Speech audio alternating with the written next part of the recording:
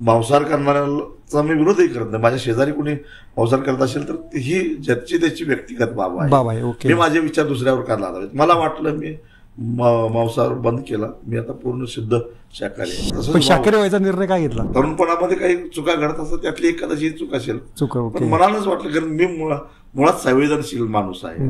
तुम्ही जैन असल्यावर तुम्हाला कधी असं जाणवलं की तुम्ही जातीवाद करता, म्हणजे जे जैन कम्युनिटीचे कारखाने आहेत त्यांना प्रोटेक्ट करता, हे जे शरद पवार बोललेत, आणि मराठा कम्युनिटीचे जे कारखाने आहेत ते तुम्ही बंद पाडता, असं याच्यामध्ये खरं तथ्य होतं काही?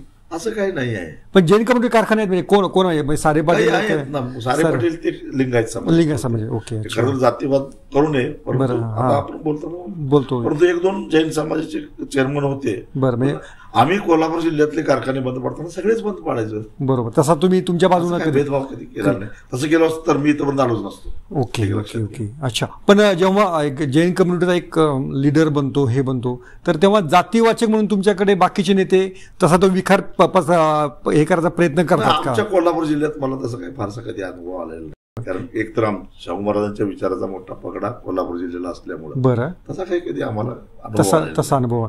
तुम्ही जैन असून अनेकदा पाहिलं की तुम्ही नॉनव्हेज खाता, तर ते तुम्ही ते म्हणजे आधी मला खोटं बोलायची कधी सवय नाही. पूर्वी म्हणजे विद्यार्थी दशेत असताना किंवा नंतर काही काळ खातो, पण आता बंद केलेलं आहे. अच्छा. ते स्वतःहून बंद केलेलं आहे. म्हणजे मी खात होतो हे सांगायलाही मला लाज वाटत नाही. बरं.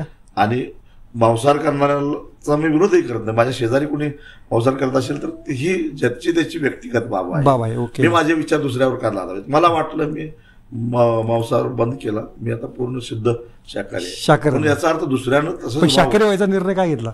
शाकाहारी व्हायचा निर्णय काय घेतला? नाही, मला असं वाटलं की आता बरोबर नाही आहे. बरं. तरुणपणामध्ये काही चुका घडत असतात, त्यातली एक कदाचित चूक असेल. पण मनानच वाटलं, कारण मी मुळात संवेदनशील माणूस आहे.